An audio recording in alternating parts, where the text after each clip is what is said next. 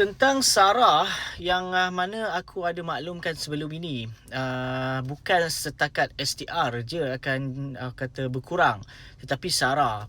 Dan aku dah maklumkan dalam video-video sebelum ini, sebelum diumumkan tarikh lagi. Tapi ramai orang kecam, ramai orang dekat YT kecam. Kau kerajaan tak bagi tahu lagi, kau dah keluarkan statement sedemikian. Okey.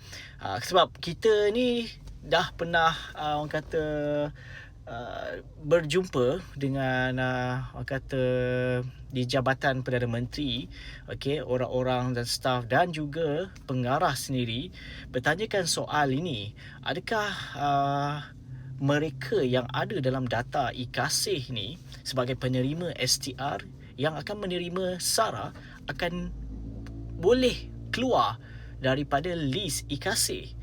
Dia kata memang, of course, benda ni akan boleh terjadi. So, aku dengan confidentnya memberitahu kepada korang semua setelah verify daripada rakan-rakan kita juga yang alami masalah ini. Dia dah keluar daripada garis kemiskinan. e-Kasih itu.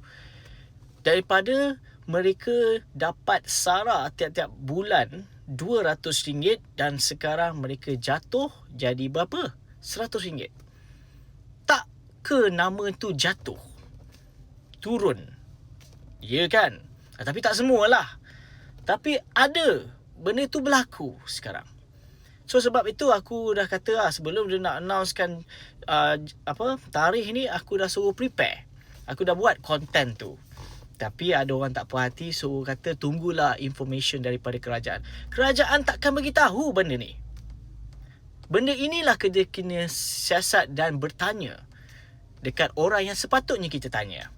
Nak mengharapkan berita keluar, tanya pasal penurunan status ataupun keluar korang daripada garis kemiskinan ataupun keluar daripada data e-Kasih ni, tak. Kau takkan boleh tahu melalui berita. Kau hanya boleh tahu daripada organisasi itu, badan itu sendiri, iaitu e-Kasih, call.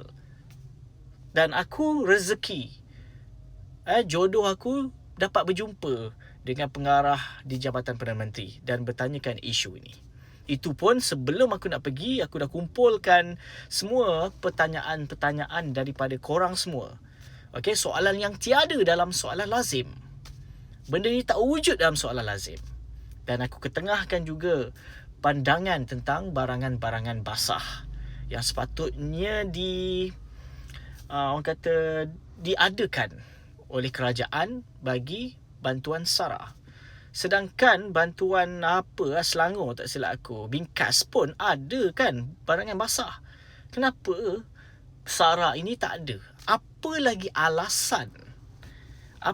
alasan kerajaan tak membenarkan ataupun tak dibolehkan untuk nak gunakan kemudahan Sarah ini untuk barangan-barangan basah? Kan? Apa lagi? Walaupun video daripada Kementerian Kewangan sendiri dah keluar berkaitan dengan isu Sarah ini, kenapa Sarah tak boleh barangan basah? Disebabkan harga terkawal apa benda lah kan, alasan dia. Okay? Macam-macam lah tapi macam mana pun itu sudah berlaku. Sarah korang diturunkan daripada RM200. Okay?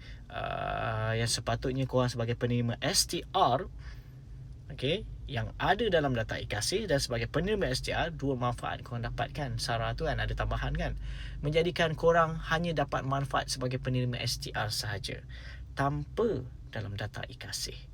Apa kata korang dalam hal ni? Aku Faizwan. Assalamualaikum.